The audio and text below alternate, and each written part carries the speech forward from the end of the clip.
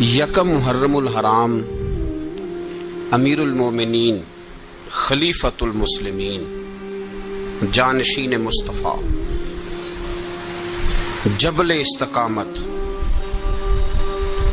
اور رسول اللہ کے دین کا بہت بڑا سپاہی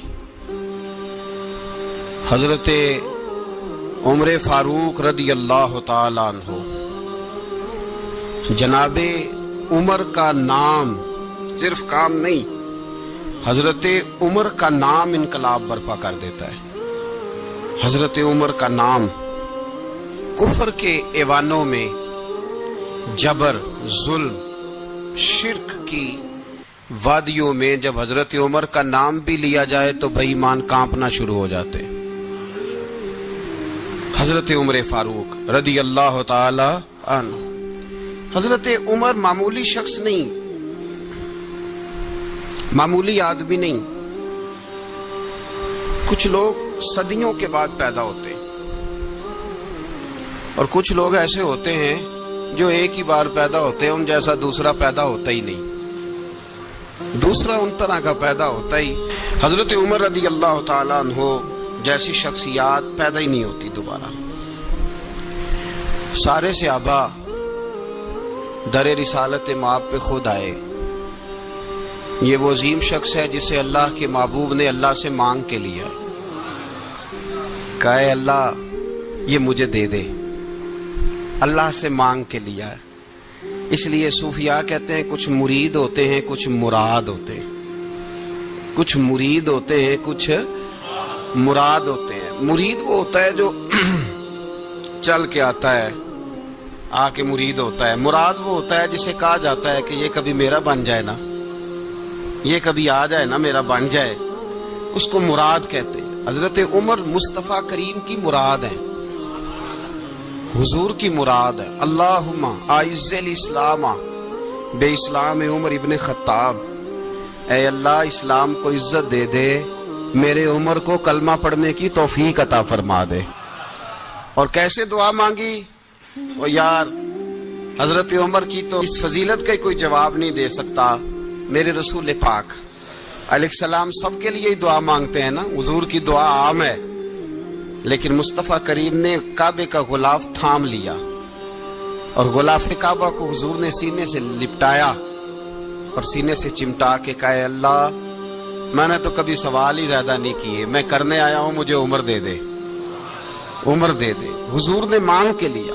اور پھر جب جس کو حضور مانگے اللہ سے کہ حضرت عمر رضی اللہ تعالیٰ عنہ کا آج یوم شہادت ہے، میرا تو دل کرتا تھا کہ فجر سے باتیں شروع ہوں اور سارا دن ہی عمر کی باتیں ہوتی رہیں، سارا دن جناب عمر کی باتیں، سارا دن، اس لیے کہ ذکر جناب عمر کا ہوگا پر راضی اللہ کے رسول ہوں گے صلی اللہ، تو جاگ کے بیٹھے، خوش ہو کے بیٹھے۔ ہمارے ہاں منایا ہی نہیں جاتا، بابے اللہ کی تا ساؤن بھادروں اسو کتا تے منڈے جنوری فروری، تو اسلامی سال بھی گیا اور وہ تاریخیں بھی ساری گئیں۔ یکم محرم امت مسلمہ کے لیے بہت بڑا دن ہے، بہت بڑا دن۔ یہ شہادت ہے حضرت عمر فاروق کی رضی اللہ تعالی عنہ۔ یہاں چھوٹی چھوٹی باتوں پہ گورنمنٹ چھٹی کرتی پھرتی ہے، چھوٹی چھوٹی باتوں، الیکشن ہو گیا تو چھٹی، فلاں جگہ پہ تھوڑا سا کسی نے خبر دے دی کہ کوئی پریشانی ہے تو چھٹی، فلاں جگہ یہ ہو گیا تو چھٹی، یہاں تک کہ فلاں وزیر صاحب فلاں علاقے میں آئیں گے تو سارے علاقے کو چھٹی۔ اور اب تو اس سے بڑا حال ہونے لگا ہے، اگر جن لوگوں کی سندھ میں حکومت ہے ان کے لیڈر کا دن آیا تو اس دن چھٹی، اور جن کی پنجاب میں حکومت ہے ان کا دن آیا تو چھٹی۔ ہمارا مطالبہ ہے حکومت پاکستان سے، اگر سر اٹھا کے جینا چاہتے ہو تو یکم محرم کو چھٹی کیا کرو، اگر سر اٹھا کے جینا چاہتے ہو تو یکم محرم کو چھٹی کرو جناب عمر کے دن، اور ملت کے جوانوں کو بتاؤ کہ اگر عزت کی زندگی جینا چاہتے ہو تو اس طرح جیو جس طرح فاروق اعظم جی کے گئے ہیں۔ عزت اور وقار کی زندگی، جمہوریت حضرت عمر سے سیکھنی پڑے گی، حکومت کرنے کے طریقے حضرت عمر سے، رعایا کو سیکھنا پڑے گا کہ امیر کس طرح بنایا جاتا ہے اور امیر کس طرح کے ہوتے ہیں۔ یہاں لوگ ہمیں یورپ کی مثالیں دیتے ہیں لوگ یہاں ہمیں آ کر کے امریکہ کی مثال، انہیں کیا پتا حکومت کیا ہوتی ہے؟ وہ کہتے ہیں جی وہ سائیکل پہ جاتا ہے ان کا حکمران۔ میں نے کہا وہ سائیکل پہ جاتا ہے؟ میرے عمر فاروق مدینے سے مکے گئے تھے تو پیدل ہی حج کرنے چلے گئے، پیدل ہی۔ اور جناب عمر فاروق رضی اللہ تعالیٰ عنہ عید کی نماز پڑھانے گئے، عید کی نماز عمر خطبہ عید دینے گئے۔ اور اس زمانے میں کون سا غریب ہے جو ننگے پاؤں جاتا ہو؟ کون سا غریب ہے جو مسجد ننگے پاؤں جاتا ہو؟ لوگوں نے تو 3 قسم کی چپلیں رکھی ہوئی ہیں، ایک مسجد جانے کی علیحدہ ہے، گھر پہننے کی علیحدہ ہے، شادی بیاہ پہ جانے کی چپل علیحدہ ہے۔ حضرت عمر فاروق رضی اللہ تعالیٰ عنہ نکلے عید کا خطبہ دینے کے لیے، تو بیوی سے کہنے لگے جوتا۔ اس نے کہا صاحب اتنی دفعہ ٹوٹا ہے اب گانٹھا نہیں جا سکتا، اتنی دفعہ ٹوٹا ہے کہ اب دوبارہ پیمند نہیں لگ سکتے۔ تو حضرت عمر کہنے لگے چل کوئی حرج نہیں ہے، بغیر جوتے کے ننگے پیر ہی چلتے ہیں، کوئی حرج نہیں۔ تو کہنے لگے لوگ کیا کہیں گے؟ فرمایا چپ کر۔ لوگ جس دن عمر نے یہ دیکھ لیا نا لوگ اس کے بارے میں کیا کہتے ہیں، اس دن عمر نہیں رہے گا۔ تو کہا پھر آپ کا نظریہ کیا ہے؟ فرمایا میرا نظریہ یہ ہے کہ رب رسول میرے بارے میں کیا کہتے ہیں، لوگوں کا کیا ہے؟ لوگ کل کسی کے بارے میں کچھ کہتے ہیں اور پرسوں کچھ کہتے ہیں، میرا نظریہ یہ ہے کہ رب رسول میرے بارے میں ننگے پیر عمر جا رہے ہیں۔ کون جی؟ میں بڑا ماڑا۔ اچھا جناب کیا غربت ہے؟ 10 قسم کے جوڑے لٹکے ہوئے ہیں کمرے میں اور پہننے کی فرصت نہیں، سویرے کیا پہننا ہے شام کیا پہننا ہے، 15 سوٹ کٹھے استری ہو کے لانڈری والا بھیج رہا ہے، اور تو غریب ہے، تو بہت بڑا غریب ہے۔ اس لیے کہ غربت پیسوں کی وجہ سے نہیں ہوتی، غربت تو دل کی ہوتی ہے۔ تو واقعی بڑا غریب ہے اور تو غریب ہی رہے گا۔ امیر تو عمر فاروق تھے جو ننگے پاؤں چلے گئے عید کی نماز پڑھانے، تو رستے میں جو ملا کہنے لگا عمر جوتا تو پہن لو۔ فرمایا تمہیں عمر کا جوتا نہ پہننے کا نقص تو نظر آیا ہے، کوئی حرج نہیں۔ اگر عمر کو کبھی بتانا ہوا تو وہ والا نقص بتانا جو عمر کی سیرت میں پیدا ہو، کردار میں پیدا ہو، وہ والا نقص بتانا۔ یہ چھوڑو جوتے آتے جاتے رہتے، ننگے پاؤں گئے، پاؤں دھوئے، نماز پڑھائی، لوٹ آئے۔ او بھائی یہاں تو ہمارا بناؤ سنگار اترنا، جتنی توجہ کپڑوں کی طرف ہے اتنی توجہ کبھی ہماری علم کی طرف ہوتی نا، جتنا ذوق شوق ہمارا بناؤ سنگار کی جانب ہے، اتنا بناؤ سنگار کبھی ہمارا اخلاقیات کی جانب ہوتا تو معاملات بڑی حد تک سنورے ہوئے ہوتے۔ حضرت سیدنا فاروق اعظم رضی اللہ تعالی اپنی زندگی کو ترتیب دیا، ایک دن بھی خلافت نہیں مانگی اللہ سے۔ حضرت عوف بن مالک اشجعی ایک صحابی ہیں، حضرت عوف بن مالک رضی اللہ تعالیٰ عنہ فرماتے ہیں کہ جناب ابو بکر صدیق کا زمانہ تھا تو میں نے خواب دیکھا، میں نے خواب میں جناب عمر کو دیکھا، اور میں نے دیکھا کہ کوئی کہنے والا کہہ رہا ہے کہ عمر وہ ہے کہ اللہ کے رستے میں کوئی اسے جتنا مرضی برا بھلا کہے یہ پرواہ نہیں کرتا۔ کس کے رستے میں؟ بولے سارے۔ اس کا مطلب ہے اللہ کے رستے میں لوگ برا بھلا بھی، قرآن مجید نے کہا وَلَا يَخَافُونَ لَوْمَةَ لَائِمٍ، کچھ لوگ ایسے ہیں جو برا بھلا کہنے والوں کی پرواہ نہیں کرتے۔ آپ یقین کریں اگر پرواہ شروع ہو جائے نا تو دین کا کام ختم ہو جائے، نہ کوئی تقریر کرے، نہ کوئی تدریس کرے، نہ کوئی پیری مریدی کرے، ختم ہو جائے اگر باتوں کی پرواہ ہو۔ لیکن وہ پرواہ، حضرت عوف بن مالک اشجعی کہتے ہیں میں نے خواب میں دیکھا کہ عمر وہ ہے جو کسی کی پرواہ، اور دوسری بات میں نے یہ دیکھی کہ عمر خلیفہ بنے گا، اور تیسری بات میں نے خواب میں یہ دیکھی کہ عمر شہید بھی کیا جائے گا، عمر شہید بھی ہوگا۔ یہ میں نے 3 باتیں خواب میں دیکھی۔ فرماتے ہیں میں نے آ کے خواب حضرت ابو بکر صدیق کو سنائی، وہ خلیفہ تھے۔ وہ کہنے لگے ٹھہر جا، میں عمر کو بلاتا ہوں، اس کے سامنے دوبارہ سنانا، اس کے سامنے۔ فرماتے ہیں میں نے بلایا حضرت عمر فاروق کو، آ کے بیٹھے، خواب شروع ہوا۔ کا ایک بات تو میں نے یہ دیکھی کہ آپ ملامت کرنے والے کی پرواہ نہیں کرتے، دوسرا آپ خلیفہ بنے گے۔ جناب عمر کہنے لگے چپ کر، ابو بکر کے سامنے ہی کہہ رہا ہے، چپ کر، خلیفہ کے سامنے ہی کہہ رہا ہے۔ تو حضرت ابو بکر صدیق کہنے لگے عمر اسے کہنے دو، مجھے لگتا ہے رب کی رضا یہی ہے کہ میرے بعد اگر مصطفیٰ کا منبر ملے تو عمر کو ملے، اسے کہنے دو۔ یار یہاں تو لوگ ڈینگے مارتے ہیں، یہاں تو لوگ دعوے کرتے میرے سامنے فلانے کو بھی بٹھاؤ، فلانے کو بھی بٹھاؤ، اس کو کیا پتا، اس کو کیا پتا، یہ تو بڑکے مارنے کا دور ہے۔ حضرت عمر رضی اللہ تعالیٰ عنہ کو تیسری بات کہی، حضرت عوف بن مالک نے کہا آپ شہید کیے جائیں گے، میں نے خواب دیکھی ہے۔ نیک لوگوں کے خواب بڑی حد تک سچے ہوتے ہیں، کہا میں نے خواب دیکھی ہے۔ تو حضرت عمر کہنے لگے شہید تو دلیر لوگ ہوتے ہیں، شہید تو دلیر، جسے سارا زمانہ دلیر کہہ رہا ہے وہ اپنے بارے میں کیا کہہ رہے ہیں، کہتے ہیں شہید تو دلیر، میں تو کاہل سا آدمی ہوں، سست آدمی ہوں، میں تو اتنا کام ہی نہیں کرتا، تو یہ خواب تو نے جو ٹھیک ہے دیکھا ہے نا پھر سے دیکھنا۔ تو ابو بکر صدیق فرمانے لگے عاجزی نہ کر، انکساری نہ کر، تو جو کہہ رہا ہے ٹھیک کہہ رہا ہے، لیکن مجھے سن کے شکر بھی ہوا ہے اور افسوس بھی ہوا ہے۔ افسوس اس بات کا کہ تیرے جیسا بطل عظیم چلا جائے گا، اور شکر اس بات کا کہ رب تجھے زندگی بھی اعزاز والی دے گا، اور شہادت کی موت دے کے اللہ تجھے موت بھی عزت والی عطا فرمائے گا۔ اللہ موت بھی تجھے عزت والی دے گا، تجھے کاہلوں جیسی موت اللہ۔ حضرت فاروق اعظم رضی اللہ، او بھائی یہاں تو اس زمانے کا سب سے بڑا مسئلہ پروٹوکول ہے۔ لوگوں کو پتا ہوتا ہے کامل پیر ہے، کامل مرشد ہے، لوگ نہیں جاتے۔ میں کسی کا مرید ہو جاؤں، میرا پروٹوکول کدھر گیا؟ پتا ہوتا ہے یہ کامل استاد ہے، میں اس کے پاس بیٹھوں گا تو میری تربیت کرے گا، لیکن لوگ شاگرد نہیں بنتے، میں کدھر گئی؟ یہ جو پروٹوکول کی مصیبت ہے نا، اس نے بڑے بڑے لوگ زیرو کر دیے، بڑے بڑے لوگ۔ اور یہ مت سمجھے کہ آپ کا وزیر اعظم پروٹوکول لیتا ہے یا آپ کا صدر پروٹوکول، وزراء، ایسی کوئی بات نہیں۔ ہم چھوٹے طبقے سے لے کر بڑے سارے پروٹوکول کے قائل ہیں۔ ہمارا تو داماد بھی کہتا ہے کہ مجھے پوچھا نہیں میں تمہارے گھر کیوں آؤں۔ ہمارا تو بھائی ہر شخص اعلان کرتا ہے پروٹوکول کا، فلانے نے عزت نہیں دی تو واپس آ جاؤ، فلانے نے سلوٹ نہیں کیا تو واپس آ جاؤ۔ لوگ جہاں سلوٹ کرنا چاہیے وہاں بھی سلوٹ کرانے کے قائل ہیں، پر حضرت عمر رضی اللہ تعالی، حضرت عمر کی سادگی اور پھر جناب عمر کی عاجزی، جب انسان اپنے اوپر سوار کر لیتا ہے نا، سوار کر لیتا ہے، میں بدکار پرانا خادم، کسے در ملی نٹ ہوئی، تے واصف یار نے نظر جو کی تھی تے واصف ہی۔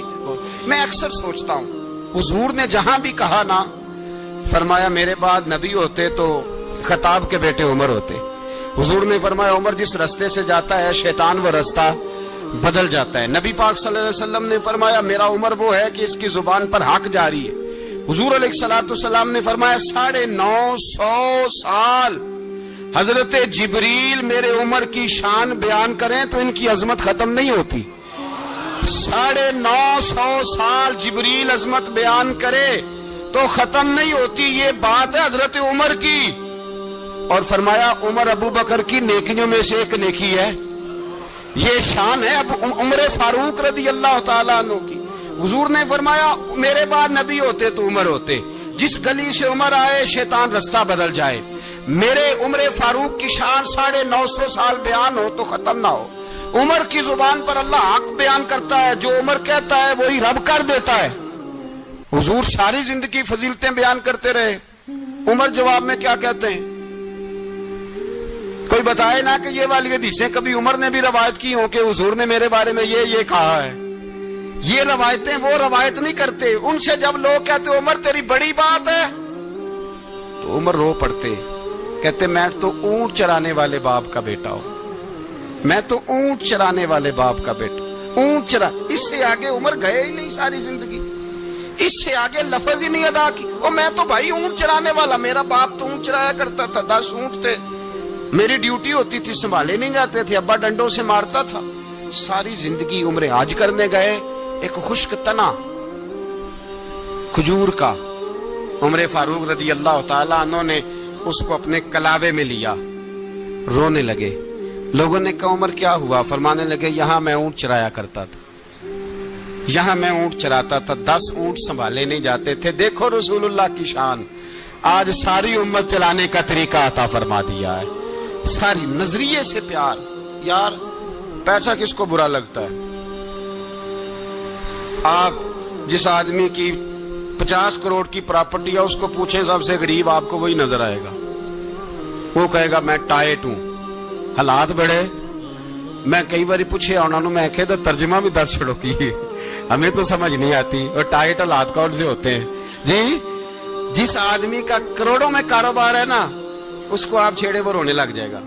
رونے تو کئی میں نے ایسے دیکھے ہیں، کرائے کا مکان ہے، ان سے پوچھے صاحب کیا حال ہے، تو کہتے ہیں جتنی اللہ نے شان والی زندگی ہمیں عطا کی ہے کسی کو نہیں دی ہوئی.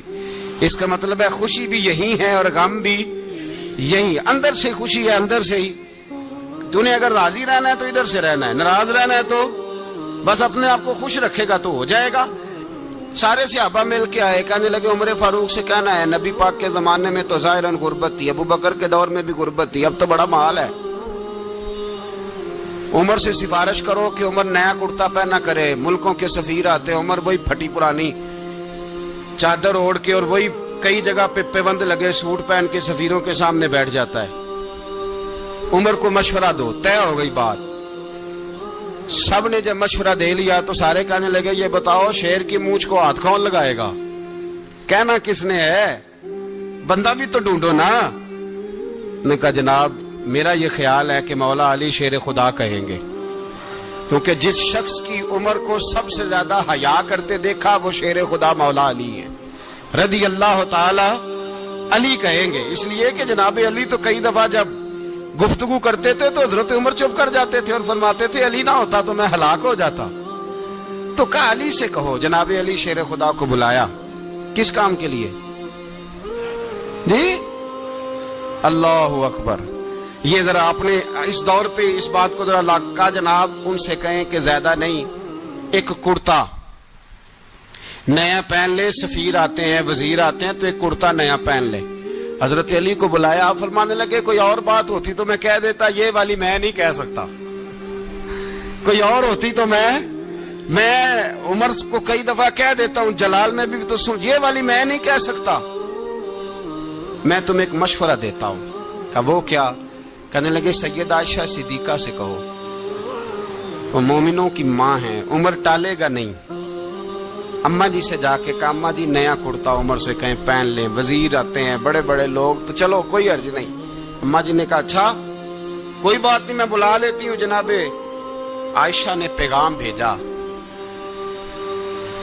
جب خادم نے کہا نا مصطفیٰ کے گھر سے پیغام آیا ہے، تو 20 لوگ بیٹھے تھے. عمر کانپتے ہوئے اٹھے، کانپتے دوڑے. حضرت عائشہ پردے میں تھی تو فرماتی ہیں عمر اتحیات کی حالت میں بیٹھ گئے. کہا اماں جی دیر تو نہیں ہو گئی مجھے آنے میں؟ کہا نہیں ٹائم پہ آ گئے ہو. کس لیے بلایا تھا؟ کہا عمر دیکھو غربت کے معاملات اور ہوتے ہیں، جب اللہ آسانی دے تو کوئی چیز استعمال کرنا حرام نہیں ہوتی، اگر حرام ہے تو بتاؤ. کہا نہیں اماں جی حلال ہی ہے.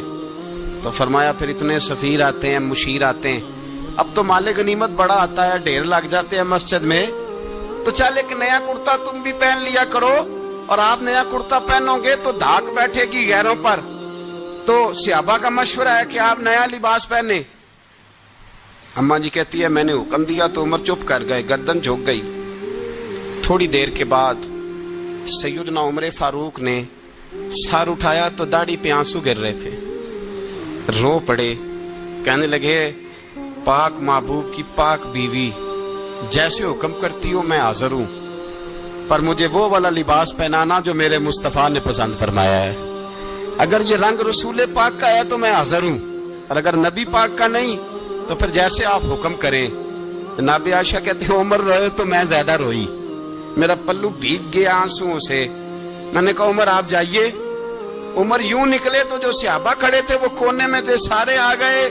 کہا اماں جی کیا بناؤ؟ فرمایا بھائی تم سب جو باتیں کہتے ہو وہ اپنی جگہ ٹھیک ہیں، پر عمر جو بات کرتا ہے وہ سب سے زیادہ ٹھیک ہے.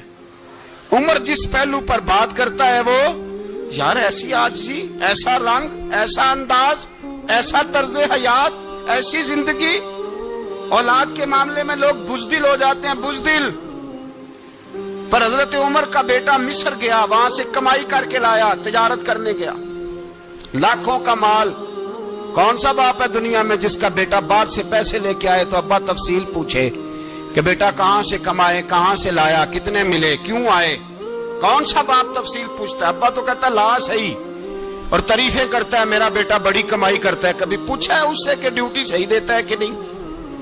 कभी पूछा है कि तू ईमानदारी की रोजी लाता है कि हराम की कमाता है? ये बाप की जिम्मेदारी है, ये अम्मा की जिम्मेदारी है। फिर कहता है बीमारी कैसे आ गई, परेशानी कैसे आ गई? तूने कभी सवाल किया अपनी औलाद से? हजरत उमर फारूक रजी अल्लाह ताला अन्हु का बेटा मिस्र से पैसे कमा के लाया तो जनाब उमर ने बुलाया, फरमाया बेटे इतनी तो तेरे पास राशि ही नहीं थी, थोड़े से तो तू पैसे लेके गया था, इतनी कमाई कैसे हो गई? इतने तो पैसे नहीं थे साहब, कहां से कमाई लाए? उसने कहा अब्बा जी वो जो मेरे चचा है ना मिस्र के गवर्नर, आपके दोस्त, उन्होंने मेरी मदद की है। फरमाया जितने लोग गए थे सबकी की है मदद उसने? कहा नहीं सिर्फ मेरी की। फरमाया तेरी क्यों की? तेरी क्यों की? कहा हुजूर आपके दोस्त हैं। फरमाया चुप कर, हुजूर उन्होंने मुझे इतने पैसे दिए, मैंने कारोबार में डाले तो नफा आया तो मैं उनकी रकम दे के। फरमाया खामोश हो जा, बाकी जितने लोग गए थे सबकी मदद की उसने? कहा नहीं हुजूर सिर्फ मेरी की। फरमाया उसने तेरी मदद नहीं की, उसने खलीफा के बेटे की मदद की, इसलिए कि वो खलीफा को अपने हक में नरम कर सके। फरमाया आधा माल तेरा है, आधा माले गनीमत का है, माले खजाना का है, मुसलमानों का है, इसलिए कि तू जो वहां से माल कमा के लाया है वो अपने बाप के खलीफा होने की वजह से कमा के लाया है, लिहाजा रख इधर। यहां कहते हैं किधर से आया, कैसे आया, कौन सा हिसाब दें, क्या करें? ओ भाई हजरत उमर रज़ी अल्लाह ताला अन्हु का अपनी औलाद के बारे में ये रंग है। एक जंग से ना खुशबू आई, खुशबू बड़ी महंगी होती थी, अरब में खुशबू आज भी बड़ी महंगी है, वो ज्यादा इस्तेमाल करते हैं। मेरी बातों की समझ आ रही है मेरे भाइयों?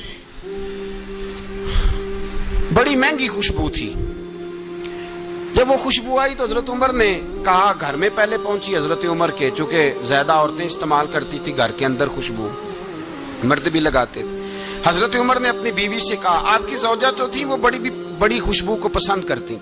हजरत उमर ने अपनी ज़ौजा से कहा कि खुशबू लाओ, मैंने एक औरत की ड्यूटी लगाई है, वो खुशबू तोल तोल के ना तो हिस्सा बराबर सहाबा में बांट देगी।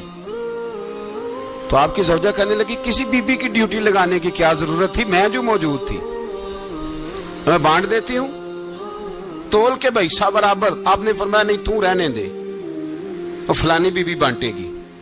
कहा हुजूर मैंने भी बांटनी है, मेरे पे कुछ हक है?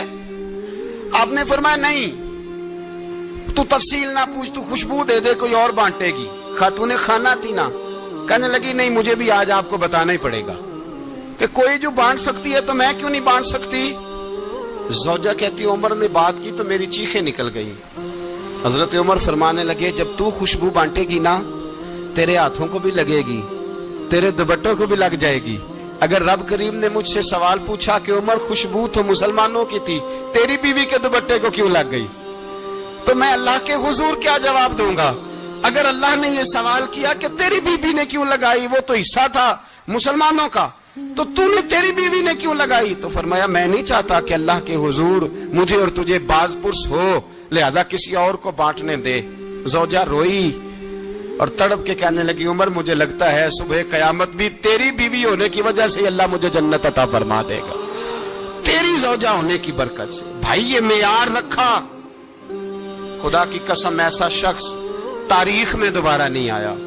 इतना बड़ा आदमी, इतना बड़ा शख्स, इतना बड़ा आदमी, और फिर रंग ये है कि उमर 22 लाख मुरब्बा मील का हुक्मरान, 22 लाख, और खजूर के दरख्त के नीचे मट्टी का ढेला लेके सो गए हैं, परवाह कोई नहीं, कोई मसला ही नहीं।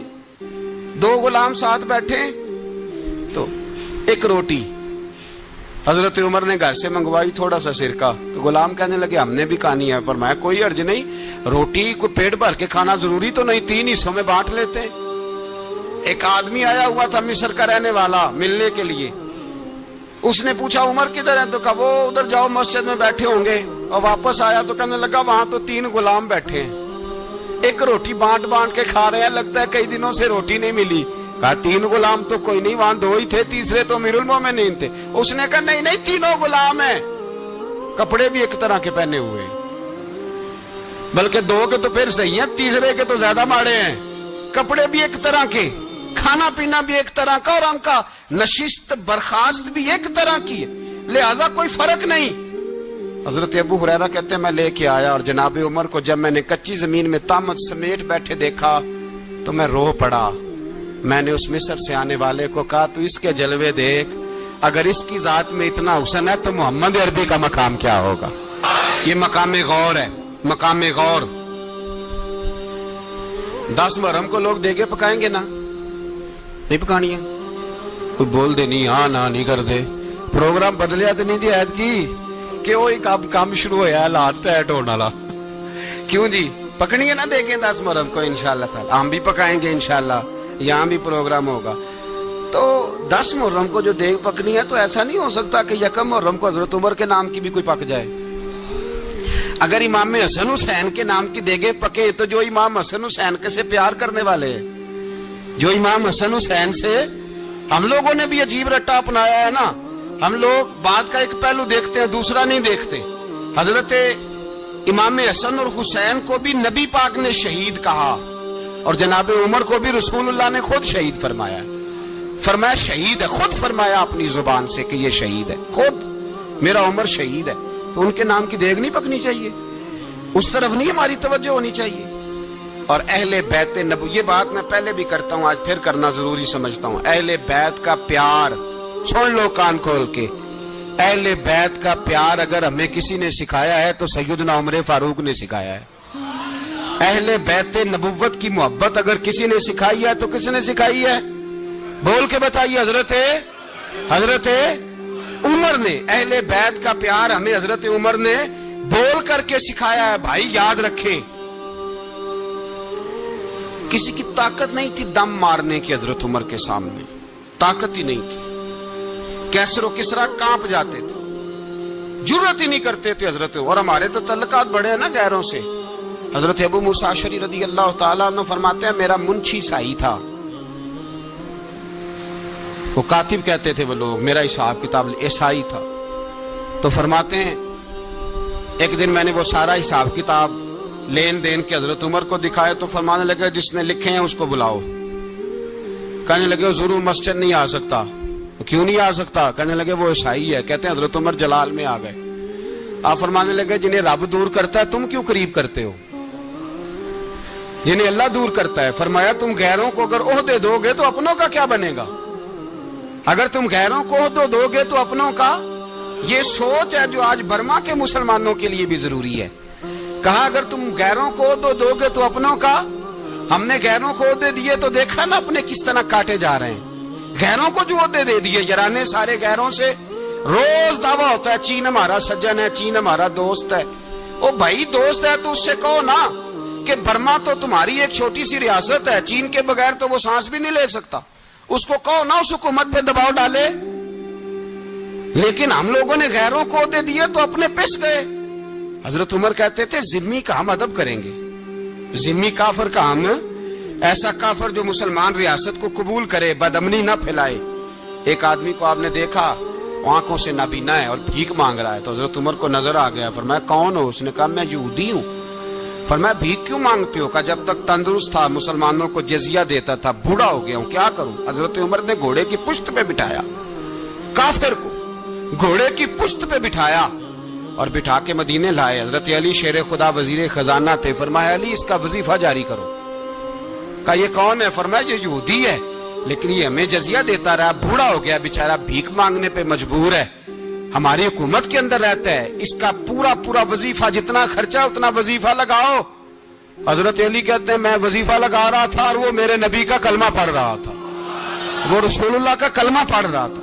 یہ مزاج، یہ نہیں کہ کافر۔ حضرت عمر نے گورنروں کو خط لکھے تھے کہ زبردستی کسی کو مسلمان نہیں کرنا، جہاں ان کی عبادت گاہیں بنی ہو گرانی نہیں، کوئی مندر کوئی گرجا ضائع نہیں کرنا۔ اسلام سب کو جینے کا موقع دیتا ہے، پر بے ایمانو ظالموں بدذاتوں تمہیں یہ کہتا ہے کہ ہم تمہیں جینے کا موقع دیتے، تم بھی مسلمانوں کو جینے کا موقع دو۔ یہ جہاں بستے ہیں جہاں رہتے ہیں انہیں وہاں جینے کا موقع دو، انہیں بھی اللہ اکبر کہنے کا موقع دو، انہیں بھی قرآن پڑھنے کا موقع دو، انہیں بھی رسول اللہ پر درود پڑھنے کا موقع دو۔ ہمارے ملک میں عیسائی اپنی مرضی سے کھلے عام تبلیغ کرتے ہیں، یہاں تو چینل چلائے ہیں عیسائیوں نے، کسی مذہبی جماعت نے کبھی جلوس نکالا ہے کہ عیسائیوں کا چینل بند کرو؟ بولے نکلا ہے کہ نہیں نکلا؟ کتنے ظلم کی بات ہے. ہم جب غیر کو اتنا تحفظ دیتے ہیں، اتنا تحفظ دیتے ہیں. ہم نے دیکھا ہے، مجھے بیسیوں لوگوں نے عید پہ ٹیلی فون کیے کہ عیسائیوں کو قربانی کا گوشت دے لیں. مجبور ہیں جی، دروازے پہ آ گئے ہیں، ہمارے کام کاج کرتے ہیں. بیسیوں لوگ، عام آدمی کے دل میں ان کا اتنا جذبہ ہے. وہ مسائل کا بیان کرنا ایک علیحدہ بات، لیکن ہمارے دل کافر کے حق میں بھی نرم ہو جاتے ہیں. تم کس قدر زیادہ بے ایمان ہو اور کفر کس قدر زیادہ ذلیل ہو گیا ہے کہ مسلمان کے حق میں نرم ہوتا ہی نہیں. اور اس سے بڑے ذلیل وہ ہیں جو ان ذلیلوں کے سپورٹر ہیں. وہ کسی عرب ملک کے حکمران ہو یا کسی اور جگہ کے، وہ بڑے ذلیل ہیں جو ان ذلیلوں کے سپورٹر ہیں، جو برما کی بچیوں کے قتل پر اپنی حکومتیں چمکا رہے ہیں. انہیں شرم نہیں آتی. اس قدر مسلمان تڑپا ہے، لیکن ان بے غیرتوں کو ذرا ہوش نہیں آئی. اور یہ ان کے کماش، ان کے دلال جو ہر جگہ ان کی سپورٹ کر کے اپنی حکومتیں قائم کرتے ہیں، بے ایمانوں کو پتہ نہیں کہ کب ان پر اللہ کا عذاب اترے گا اور کس طرح ان کے پرخشے اڑیں گے. تمہیں اپنی ذلت اور رسوائی نظر نہیں آ رہی کہ زمین کس طرح تمہارے لیے تنگ ہو گئی ہے؟ اس سے زیادہ اور تمہاری رسوائی کیا ہوگی؟ ڈرو اللہ سے. اور یہ تو دنیا کا عذاب ہے. ان بطش ربک لشدید. میرا رب کہتا ہے قیامت تو قائم ہونے دے. جتنا سخت تیرے رب کی پکڑ ہے اتنی کسی دوسرے کی ہو سکتی. یاد رکھیں اور تھوڑا احتیاط کریں. ہم سب لوگ بھی، جو ہم لوگ آدھی زبان بول کے بھی ان کی سپورٹ کرتے، اب شرم آنی چاہیے ہمیں ان حکومتوں کی سپورٹ کرتے جو مسلمانوں کی لاشوں کے اوپر حکومتیں قائم کرتے ہیں. شرم آنی چاہیے. بہرحال بات دور نکل جائے گی اور میں اپنے مضمون پہ رہتا ہوں. اہل بیت کا پیار اگر سکھایا ہے تو جناب عمر نے سکھایا ہے رضی اللہ تعالی عنہ. امام حسن ملنے، آپ یقین کریں میں جب اس واقعہ کو پڑھتا ہوں تو میرا دل جھوم جاتا ہے. میں کہتا ہوں یار، ڈاٹا ہونا اپنی جگہ پہ، عشق ہونا اپنی جگہ پہ، انسان کا باوقار ہونا اپنی جگہ. جہاں کھڑے ہونا تھا وہاں یہ کھڑے ہوتے تھے، اور جہاں جھکنا تھا وہاں یہ ان لوگوں میں اقبال نے کہا تھا تیری نگاہ ناز سے دونوں مراد پا گئے. عقل غیاب و جستجو، عشق حضور و اضطراب. جہاں اگر آیا ہے سامنے کیسر و کسرا تو عمر جیسا دلیر کوئی نہیں. اگر سامنے آیا ایران کا بادشاہ تو عمر جیسا تگڑا کوئی نہیں. اگر آیا ہے سامنے غسان کا بادشاہ تو عمر جیسا عادل کوئی نہیں. لیکن اگر علی کا بیٹا آیا ہے، اگر فاطمہ کے لال پارے آئے ہیں تو پھر فاروق اعظم سے جیسا محب کوئی نہیں، پھر ان سے جیسا پیار کرنے والا کوئی نہیں. اندر بیٹھے ہیں جناب عمر، اندر تنہائی میں کچھ وزیروں سے گفتگو ہو رہی ہے، میٹنگیں جاری ہیں. آپ کے بیٹے ملنے آئے جناب عبداللہ ابن عمر. ابا جی ملنا ہے. بات ٹھہرو، بات کر رہا ہوں، کوئی نہ اندر آئے. صاحبزادہ باہر کھڑا ہے. تھوڑی دیر گزری تو امام حسن بھی آ گئے. کون آئے؟ آپ کو جو ملے گا امام صاحب کا نام لینے سے، وہ سردار ہیں جنتیوں. کون آئے؟ سارے بولیے. امام حسن. تیری نسل پاک میں ہے بچہ بچہ نور کا، تو ہے نے نور تیرا سب کرانا. امام حسن آئے تو حضرت عبداللہ ابن عمر کو دروازے پہ کھڑے دیکھا. کہا امیر المومنین کہاں ہیں؟ کہنے لگے حضرت عمر کے بیٹے. کہنے لگے وہ اندر بیٹھے، کچھ میٹنگ ہو رہی ہے اور انہوں نے کہا کوئی اندر نہ آئے، لیکن آپ جانا چاہیں تو چلے جائیں. آپ جانا چاہیں تو، تیری نسل پاک میں ہے بچہ بچہ نور، آپ جانا چاہیں تو چلے جائیں. تو انہوں نے کہا جب آپ باہر کھڑے ہیں تو مجھے کوئی اتنا ضروری کام نہیں، اور ابھی زور کی نماز تھوڑی دیر میں ہوگی، میں مسجد میں مل لوں گا امیر المومنین سے. یہ بات کہہ کے امام حسن چلے گئے. یار اتنی بڑی بات نہیں تھی، اتنی بڑی بات نہیں تھی. وہ میرے استادوں کا بیٹا بھی آئے تو کہا ٹھیک ہے جی وہ سوئے ہوئے ہیں، تو کوئی غرض نہیں یار، میں ٹھہر کے آ جاؤں گا. کوئی بڑی بات نہیں تھی، دیکھا جائے تو بڑی بات نہیں تھی، پر بات بہت بڑی تھی اس لیے کہ یہ خالی حسن نہیں، یہ حسن ابن علی ہے، یہ حضرت فاطمہ کے لخت جگر. حضرت عمر باہر نکلے. عبداللہ ابن عمر سے پوچھا کوئی آیا تو نہیں؟ تو کہا حضور امام حسن آئے تھے. تو کہا پھر شہزادے کو اندر کیوں نہیں بھیجا؟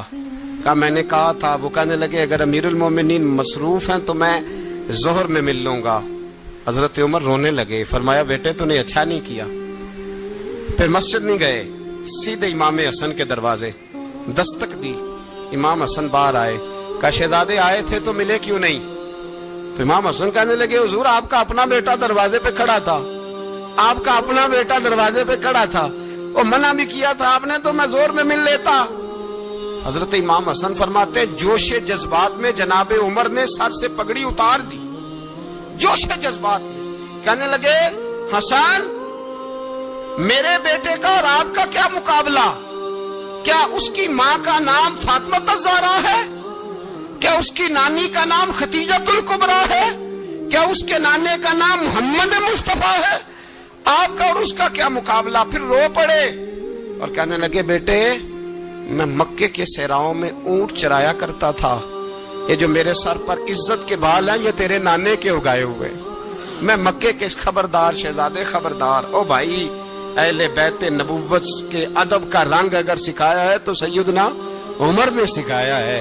حضرت عمر فاروق اتھارٹی ہے، اسلام کی اتھارٹی۔ یکم محرم حضرت عمر کی شہادت ہے۔ یہودی بول اٹھا، کافر بول اٹھا، اگر 6 مہینے عمر دنیا میں اور رہتے تو دنیا میں کوئی کافر موجود نہ ہوتا۔ 6 مہینے۔ اور جب اس بطل جلیل کا جنازہ اٹھا، اللہ بخاری پڑھیے نا، اللہم ارزقنا شہادت فی سبیلک، اللہ بسترے کی موت نہ دینا، شہادت کی دینا۔ عمر شہید ہوئے، مسجد نبی میں نماز پڑھاتے، اور جب جنازہ اٹھا تو مدینے کا پھر پیچھے جو دلیر بچے وہ مولا علی تھے۔ مولا علی جناب عمر کا جنازہ اٹھا تو سب سے پہلی ہائے جو نکلی وہ حضرت علی کی زبان سے نکلی، اور حضرت علی کی ساری داڑھی آنسوؤں سے بھر گئی۔ لوگوں نے کہا کہ علی کیا ہوا؟ فرمانے لگے تم دیکھ نہیں رہے جنازہ کس کا اٹھا ہے، پلٹ کے دیکھو تو صحیح، پتہ نہیں یہ کون گیا ہے۔ کہ حضور کیا ہوا؟ آپ فرمانے لگے عمر اس طرح کے کام کر کے گیا ہے، اب ان کے رستوں پہ کون چلے گا؟ کون اس کے جگر راہ وفا میں نقش ایسے چھوڑ آیا ہوں، میں جس منزل سے گزرا ہوں وہ اب تک یاد کرتی ہے۔ حضرت علی حضرت عمر کے جنازے پہ کھڑے ہو کے کہتے ہیں اللہ مجھے اس طرح کے عمل کرنے کی توفیق دے جس طرح کے عمر کر کے گیا۔ میرے بھائی بطل عزیز، بطل حریت حضرت عمر رضی اللہ تعالیٰ عنہ جو اپنی زندگی انقلاب والی گزار کے گئے۔ عمر جب دنیا سے گئے تو 80 دینار کا قرضہ تھا، 22 لاکھ مربع میل کا حکمران، اور اپنے بیٹے سے کہنے لگے بیٹے کوشش کرنا تیرے خاندان والے مل کے میرا قرضہ اتار دے، میری قبر پہ بوجھ نہ رہے، اور اگر خاندان والے مدد نہ کریں تو میرے دوستوں سے بات کرنا، وہ مدد نہ کریں تو پھر علی سے بات کرنا۔ ان کا پیار آپس میں اتنا اور تو اختلاف ثابت کر رہا ہے۔ 80 دینار کا قرضہ چھوڑ کر حضرت عمر دنیا سے گئے، اور جاتی دفعہ کہہ گئے میرے بعد میرے بچوں کو حکومت کے مشورے میں بھی شامل نہ کرنا، حکومت کے مشورے میں بھی میری اولاد شامل نہ ہو۔ اتنا بڑا شخص اتنا بڑا رنگ دے کے یکم محرم کو جب عمر فاروق کا وصال ہوا تو بیٹے سے کہنے لگے اماں عائشہ سے جا کے کہو میرا بھی نبی پاک کے روزے میں دفن ہونے کو دل کرتا ہے۔ ایک قبر کی جگہ ہے اماں جی نے اپنے لیے رکھی ہے، بخاری یا بخاری۔ حضرت عائشہ کے پاس صاحبزادے گئے، کہنے لگے اماں جی عمر کو زخم لگ گیا ہے، حالت بڑی پریشانی والی ہے۔ وہ کہتے ہیں اگر اماں اجازت دیں۔ سید عائشہ رو پڑی، فرمانے لگی کہ اپنی قبر کی جگہ تو نہیں نہ کسی کو دیتا، پر عمر نے کمال ہی بڑا کیا، اسے کہو جاؤ گنبد خضرا میں قیامت تک جو مصطفیٰ پہ اور ابو بکر پہ سلام پڑے گا وہ تجھ پہ بھی سلام پڑھ کے جائے گا، جاؤ میں نے جگہ دی۔ اعلیٰ حضرت فاضل بریلوی رحمت اللہ علیہ فرماتے ہیں وہ عمر جس کے آداب شیدہ شکر، اس خدا دوست حضرت پہ لاکھوں سلام، اس خدا دوست حضرت پہ۔ آپ یقین کریں ممبر پہ بیٹھا ہوں، حضرت عمر کا جب نام لیتا ہوں تو میرے وجود کے رونگٹے کھڑے ہو جاتے ہیں۔ حضرت عمر کی زندگی جب پڑھتا ہوں تو لگتا ہے خدایا ایسے شخص بھی دنیا میں آئے، ایسے لوگ بھی دنیا میں ہو کر گزرے، ایسا شخص بھی آیا جس نے دنیا ساری اسلام کی گرویدہ کر دی، اور وقت آیا تو چرواہوں سے معافیاں مانگ مانگ کے کہا کہ دیکھنا عمر کے بارے میں دل میں بات کوئی نہ رکھنا۔ اسی لیے قرآن نے کہا ان الذین آمنوا وعملوا الصالحات اولئک ھم خیر البریہ، فرمایا جو ایمان لانے کے بعد اچھے عمل کرے سب سے بہتر وہی ہے۔ دعا ہے اللہ ہماری نسل کو حضرت عمر کے نقش قدم کا مسافر بنائے۔ آخر دعوانا